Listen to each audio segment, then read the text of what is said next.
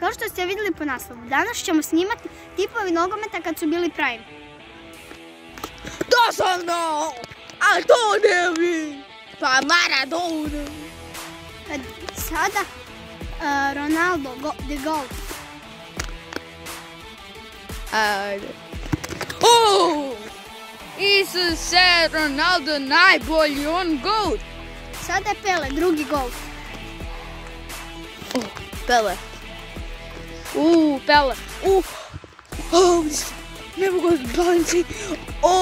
Pele najbolji. Sada je Messi, fake GOAT. Fake GOAT ide.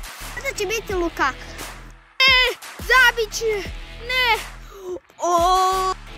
Sada ide Timo Werner. Neće. Ne, Timo Werner. Zabit će. Isuse. Sada ide Harry Maguire. Isuse. Sada će biti Neymar Junior dos Santos. To ne faul.